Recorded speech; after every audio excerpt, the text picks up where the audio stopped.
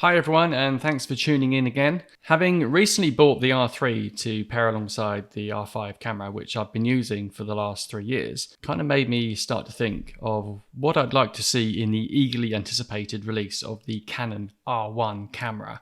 I'm sure Canon has something groundbreaking up their sleeve. Will they introduce a global shutter? I'm not so sure. Perhaps a quad pixel autofocus system. There's been reports that it's not quite ready. And will it be a high megapixel sensor like the R5? Do I actually need a global shutter for what I do? Have I ever needed it? Has it stopped me from doing what I do? No. Although, if it's an advancement in technology, then it would be welcome, but I don't feel I need it in a flagship Canon camera. Personally, I've not had that many issues with rolling shutter, a few times with the electronic shutter, but sensor readout is improving all the time. So for me, I don't think it's really necessary. Besides, there have been some question marks over the image quality on the Sony A9 Mark III. For me, global shutter is probably something that would benefit video creators more rather than photographers. I think it's most likely going to be an updated stack sensor with dual pixel autofocus. I think the autofocus system will be an enhanced version of what has already been released across the R series. I think a higher megapixel sensor would make sense, as the R3, which is still relatively new, has a 24 megapixel sensor. So why release another camera with a similar specification? What I'd really like to see is more megapixels with a pre-programmable ability to crop into the sensor. I suppose a kind of digital teleconverter to be able to punch into 1.4 times, 1.6 times, and also a 2 times crop just by pressing a customized button on the camera's body. This type of functionality is already available on the R series cameras, but it's only really effective with image sensors with higher megapixel densities, such as the R5. I've used this feature quite a lot on the Canon R5 for wildlife and sports action photography, as punching into 1.6 times gives me further reach than using the 1.4 times teleconverter, and it doesn't suffer from any image degradation, and it doesn't really increase your f-stops and ISO values, for example. And I'm still left with a 17 megapixel image, which is more than usable for both print and digital. So for me, it's a good option. I'm thinking that 60 megapixels in a flagship camera would be a game changer for a lot of people shooting sports and wildlife. This would have to mean a huge increase in readout speeds and image processing inside the camera, and a much larger and faster buffer to be able to handle such enormous amounts of data. Since buying the Canon R5 over 3 years ago now, I see the benefit of using the CF Express cards over SD. The R1 will probably have dual CF Express cards, which may cause an issue for sports shooters who only really need to transfer JPEG files, but I think the camera will operate much faster with dual CF Express card slots. Another feature I think would be really welcome is customizable frame rates. The R3 has a type of functionality that allows you to program in some kind of customized shooting speed, but I rarely use it. What I really want is something that can just be changed on the fly within the menu system, especially in the electronic shutter mode. Can Canon push the frame rate to 50 frames per second in the electronic shutter mode and perhaps 15 frames per second with the mechanical shutter? I think that could be possible with more processing power.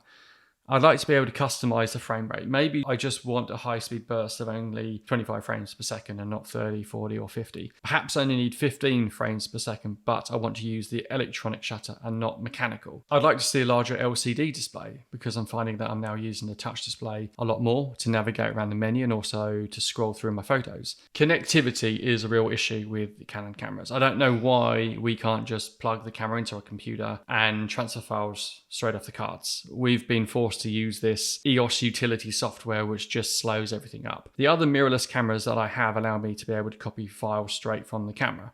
So why do we have to use this EOS software? And it's just way too slow. A straightforward USB-C connectivity straight to the computer. The R3 is a huge improvement with all its connectivity features than compared to the R5 or R6, but you'd expect that from a camera that is essentially built to be a professional flagship body. There is an Ethernet port if you're able to use that, but really the wireless connectivity needs to be improved further from the features introduced in the R3. Can Canon build a camera that can incorporate the use of a SIM card, so we don't have to fiddle around trying to connect hotspots and other Wi-Fi connections. For me, that would be a groundbreaking feature to introduce to a pro user flagship camera. Something that is being used daily by photojournalists all over the world trying to provide content for live news updates. This would certainly make the process much easier. I'd also like to be able to customize more of the controls. For some of the buttons found in the R3, the customization is quite restricted. I'd prefer to be able to assign more of my own customized functions to more of the buttons on the body of the camera. The customization of the R series cameras is amazing, but I think we could be given a bit more control over the overall setup. The scroll wheel for years has been iconic to the Canon cameras. I'm beginning to get a bit tired of it. Maybe if we could have buttons to the top and bottom and also left and right, as well as keeping the scroll wheel in the middle, that would allow 4 extra buttons that can be customized, and we also get to keep the scroll wheel for those who love scrolling through their photos. Some other cameras, such as the Lumix S1 and some of the Micro Four Thirds cameras, have a scroll wheel with programmable buttons around it. Very useful. PreBurst, something that was introduced in the R7 and then in the R6 Mark II. This is a function when activated that records the 25 images or frames before the shutter button is actually pressed. But those photos are kind of bundled together in a type of wrapper file. So you have to access that file and then save those images out as either RAW or JPEG. I'd like to see this feature developed even further by removing the wrapper file and just record the extra images to the memory card in sequential order. This could be a bit of a game changer when shooting fast action sports. There was also something similar to this in some of the later Micro Four Thirds cameras. I think it was 6K photo PreBurst at 30 frames per second. That was introduced in 2018. It's now 2024. So I'm sure this is something that could be developed further and fully incorporated into the menu system, like changing the high-speed burst or shutter modes, for example. In the time-lapse mode, we have a built-in intervalometer, which is amazing. However, I'd like to see Canon develop time-lapse photography more and to introduce a way to be able to control the order of exposure ramping between shutter, aperture, and ISO values.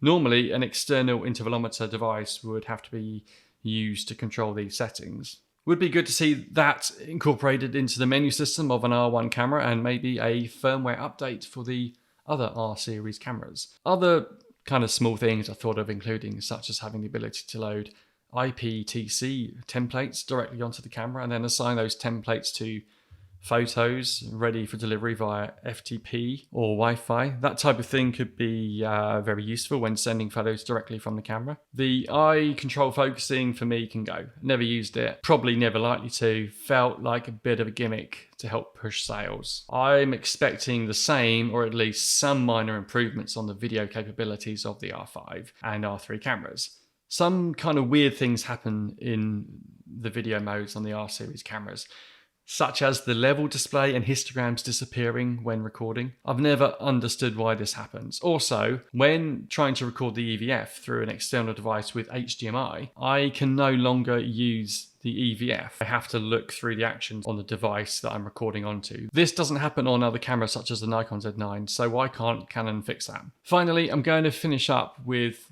the placement of buttons on the R3 and the way they're so far away from each other. It's almost like I need 2 hands to use the controls on this camera. It's not so bad with the R5 and R6 cameras, as they are smaller and lighter to hold. I'm kind of referring to the menu and playback buttons in particular. I'd prefer to either customize these buttons or have them located on the right side of the camera, closer to the scroll wheel. For me, that would make the camera a little bit more functional and I'm not kind of straining and stretching my hand to try and reach buttons, because they've been placed as far away from each other as possible. So there it is, my wish list for the anticipated release of the Canon R1 camera, the official flagship mirrorless camera. It's been a long time in development, so it better be good. Thanks so much for watching. Please give the video a like, give it a share if you'd enjoyed watching it, and stay tuned for more content. Thank you.